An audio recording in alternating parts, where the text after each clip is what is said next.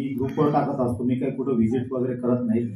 त्यांनी बघितलं म्हणे आम्हाला असं असं आहे, बीपी आहे, शुगर आहे, पण शुगरची ऑलरेडी त्यांचे दुसरे औषधं चालू आहे, आम्हाला संजीवनी द्या फक्त बीपी साठी। तर मी संजीवनी दिली। त्यांनी 1.5 महिन्यात मला कॉल केला, साहेब आमच्या दोघांचीही बीपी लो झाली। म्हटलं तुम्ही डबल गोळ्या खाल्ल्या असतील। नाही म्हणे, म्हटलं लो किती? ते म्हणजे 120। म्हटलं दॅट इज स्टँडर्ड, तुमची लो नाही, लो म्हणतात 70 पेक्षा खाली आली तर।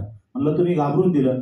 म्हटलं तुम्हाला, म्हटलं मी पण संजीवनी घेतो 3 महिन्यापासून, पण मी चेक केलेलं नाही। मग मी काय केलं, ते शेजारच्याच लेडीजचं बीपी चेकचं मशीन घेतलं आणि 10 दिवस विदाऊट टॅबलेट मी संजीवनी बीपी चेक केला, मॉर्निंग इव्हनिंग परफेक्ट होता। नंतर मी स्वतः रुबी हॉल माझा मुलगा घेऊन गेला, तिथं चेक केलं। 3-4 वेळी डॉक्टर म्हणे नो नीड। मी स्वतःच गोळीच बंद केली होती स्वतः 1.5 महिना, पण मुलाने ऍक्सेप्ट नाही केलं। शेवटी त्याने मला रुबी हॉलला नेलं आणि माझी गोळी बंद आहे लास्ट 3 महिन्यापासून बीपी। मी पिंपळगावला राहतो, मला शुगरचा त्रास होता। मग शुगर आणि संजीवनीचं औषध दोन घेतल्यापासून मला 4 वाजल्यानंतर मग माझं बारीक अंग दुखायला लागत होतं, ते पण पूर्ण झालं।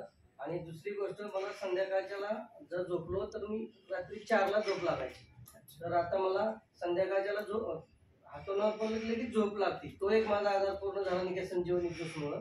आणि चिडचिड होत होती, ते पण माझं कमी झालं आणि चेहऱ्यावर तेजी पण आली, नाहीतर ते बसून घेतलेला चेहरा आहे। इथून आलेलो आहे अशोक भोर। माझा रिझल्ट जो आहे तो सगळ्यात वेगळा आहे।